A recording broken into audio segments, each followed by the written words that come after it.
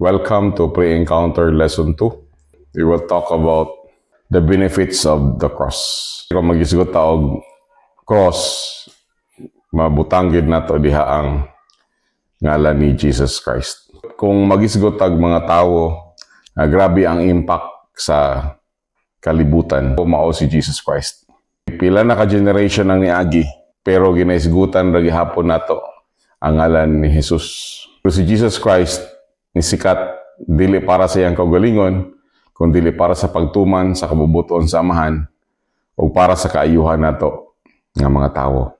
Sa 2 Corinthians 8:9, "For you know the grace of our Lord Jesus Christ, that though he was rich, yet for your sake he became poor, so that you through his poverty might become rich." Klaro kayo diha ang Bible nga ang Ginoo tungod sa iyang grasya, no, na i-exchange nga nahitabo. Though Jesus Christ is rich, nahimo siya nga poor para kita mahimong dato. Siya rich, pero nahimo siya nga poor para sa tuwa. In Philippians chapter 2, verse 6, "Who being in very nature God, did not consider equality with God something to be used to his own advantage." Si Jesus, Ginoo siya. Ang iyang nature is God. Pero wala niya gi-consider nga Ginoo siya. Wala niya gikuha ang iyang advantage nga Ginoo siya. Verse 7, nagsulti, "Rather, he made himself nothing by taking the very nature of a servant, being made in human likeness." Wala niya kuha tong advantage nga Ginoo siya. Ginoo man siya dito sa langit. Nanamuanhi pa man siya para sa imuha. Nanamuanhi pa man siya para sa kuha. Verse 8, "And being found in appearance as a man, he humbled himself by becoming obedient to death, even death on a cross." Pwede yung tato nga death lang.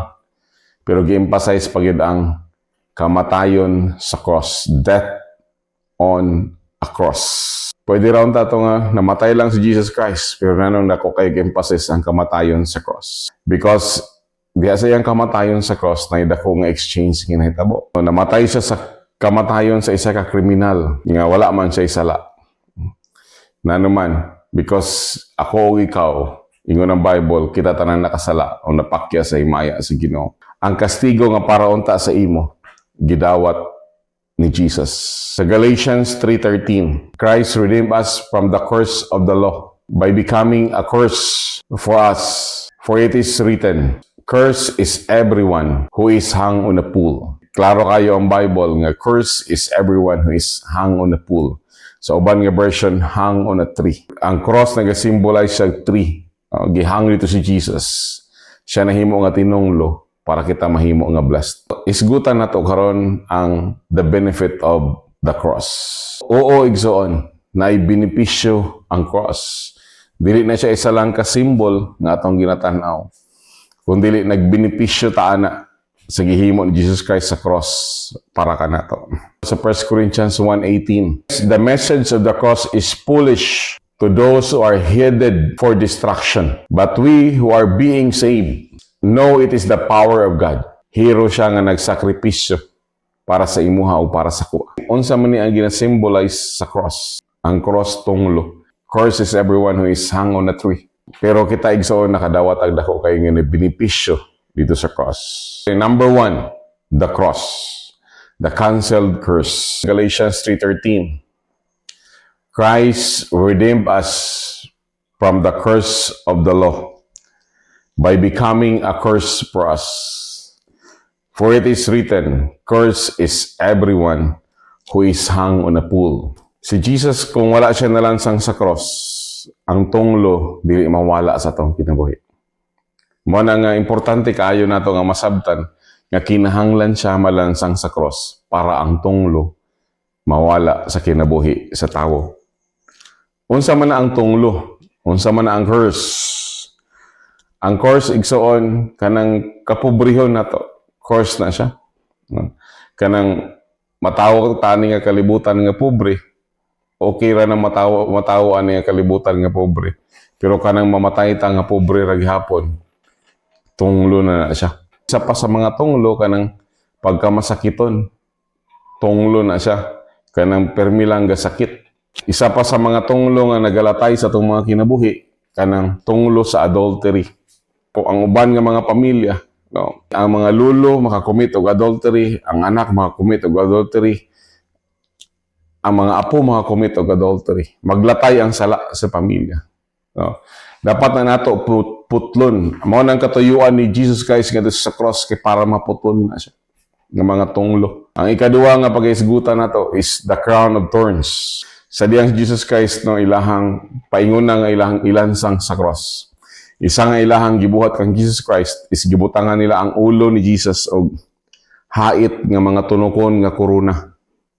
Gibutang nila sa ulo ni Jesus. Udi lang to ordinaryo nga ilang gibutang sa diyang ilatong gibutang. Gibunalan to og nitusok kadtong hait kadtong tunok nitusok sa ulo ni Jesus. Nagtulo ang iyahang dugo. Pagtulo adto nga dugo, igsoon naghatag to kadaugan sa taong mga kinabuhi. Ang crown of thorns nagasulti of freedom from ruin and oppression. Sa Genesis 3:17, to Adam he said, "Because you listened to your wife and ate fruit from the tree about which I commanded you, you must not eat from it. Cursed is the ground because of you. Through painful toil you will eat from it and the days of your life." So kanang crown of thorns igsoon, gibutangan to diri nga purong-purong para pildihon ang tunglo. Tunglo sa paghago og maayo. Grabe na ang paningkamot.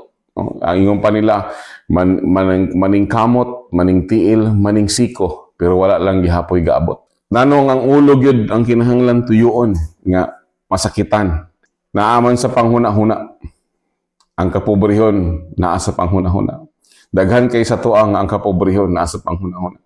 Gihuna-huna ta nga natawo ta nga pobre, mamatay ta nga pobre. Ang gusto luwason sa Ginoo, dili lang ikaw. Ang gusto luwason sa Ginoo ang imuhang kaliwatan. Mabot ang panahon kung dalaga man ka karon og litaw, mabot ang panahon nga maminyo ka. No, ang gusto luwason sa Ginoo ang imuhang kaliwatan. Ang sunod nga generation sa imuha. Ang ikatulong atong pagahisgutan, no, the weeping of his back. Si Jesus Christ sa dihang gisugdan na siya og kastigo, gibunalan ang iyahang likod. Mayon tag ordinaryo lang nga bunal. No, bunal to siya nga naay flagellum nga pagtusok sa pagbunal sa iyaha, mutusok sa iyang panit, pagbira madala iyahang unod. 1 Peter chapter 2 verse 24. He himself bore our sins in his body on the cross so that we might die to sins and live for righteousness. By his wounds we are healed. Ang samad nga nadawat Jesus Christ sa iyahang lawas, maghataog kaayo sa itong mga lawas. We can claim this ato ning dawaton, ato ning ilitok, isulti nga natay kaayuhan sa atong mga lawas diha kang Kristo. Ang ikaupat nga paghisgutan nato ang lansang.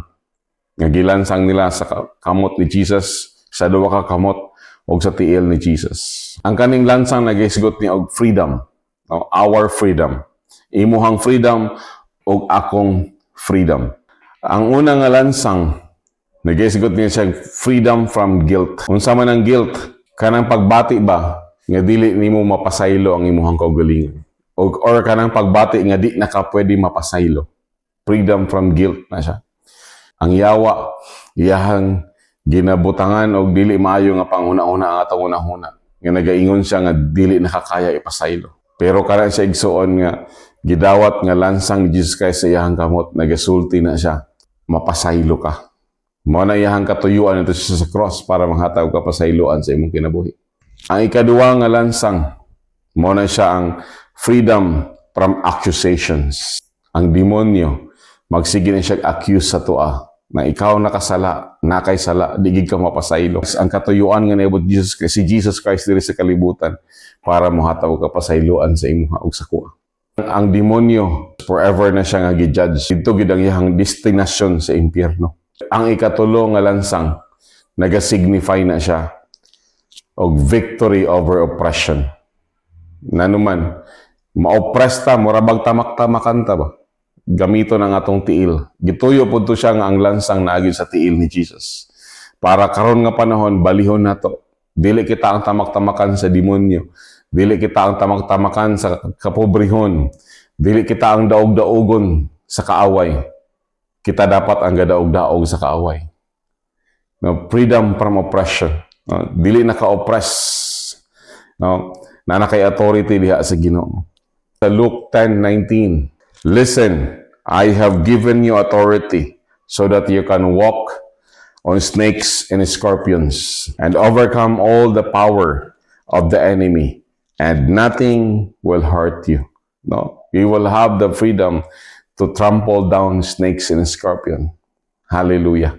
Tumban na to ang tunglo nga gibutang sa kaaway sa tong kinabuhi. Ang ikalima nga atong isgutan mao ang spear o ang bangkaw. Gibangkaw nila ang kilid ni Jesus. Nitusok paingon sa iyang kasing-kasing, nitulo ang dugo. Ang bangkaw igsoon nga ilahang tusok ang Jesus nag-signify og inner healing. Ang mga samdan nato nga mga kasing-kasing, samdan ta sa mga istorya sa mga tao, mga kalain, mga rejection nato sa kinabuhi. Nasamad ang atong suluran. Sakit kaayo ang samad sa sulod. Pasakit pa na siya sa samad sa gawas, sa physical nga samad. Mo na siya nag-undergo to ni Jesus na ibangkaw, nagibangkaw ang ihang kiliran para kita maayo ang atong mga suluran. Mo nang isa ninyo nga ma-excited mo nga mo-feel mo encounter ayuhon sa Ginoo ang atong suluran nga mga pagbati. Colossians 2:14-15. Having canceled the charge of our legal indebtedness which stood against us and condemned us, He has taken it away, nailing it to the cross. And having disarmed the power and authorities, He has made a public spectacle of them, triumphing over them by the cross. Ang gibuhat ni Jesus Christ sa cross, victory to siya para kanato. Unsa gani itong lima? The cross, the crown of thorns, the whipping in His back, the nails of freedom, og ang spear. Ang cross, canceled ang curse sa imong kinabuhi. Ang crown of thorns, freedom from ruin and oppression. Ang whipping sa iyahang back, naghatag sa tuwag healing. Ang lansang sa iyahang kamot o tiil, naghatag sa tuwag freedom from guilt. Naghatag sa tuwag freedom from accusation o victory over sa oppression sa enemy sa tong kinabuhi. O ang ikalima, ang spear, naghatag sa tuwag inner healing. Ato nang i-claim, ato nang i-pray sa tong kinabuhi karon. Let us pray. Father, thank you for the cross. The cross, to God, that canceled the curse nga gibutang sa kaaway sa akong kinabuhi. I also thank you, Lord God, for the crown of thorns. Lord, naghatag sa kuag freedom from ruin and oppression. Lord, pagbunal nila sa imuhang likod, ikaw ang Ginoo naghatag sa kong healing sa akong physical nga body. And Lord, sa dihang gilansang ang imuhang kamot, naghatag ka sa kong freedom from guilt. Kay ikaw gid ang Ginoo nga magpasaylo nako. Ako yung dawaton ng imong kapasayloan. Lord, ang ikaduwa nga lansang, freedom from accusation. Thank you, Lord Jesus. Nga the enemy, Lord, dili siya magsig-accuse nako because he is judged already. He is going to hell. And I receive salvation diha sa imo. Ay katulong nga lansang, Lord God, victory over oppression. Lord, I can trample down snakes and scorpion. Tumban ako ang buhat sa kaaway sa akong kinabuhi. O mulakaw ko diha sa imuhang purpose lang yun, Lord Jesus. And thank you, Lord God, for the spear. Yan itusok sa imuhang kasing-kasing. Maghatag yun na sa kuag kaayuhan sa akong pagbati. Lord, mahilgid ko sa akong mga kalain. Mahilgid ko sa akong mga rejection. Hallelujah. Thank you, Jesus. In Jesus' name. Amen.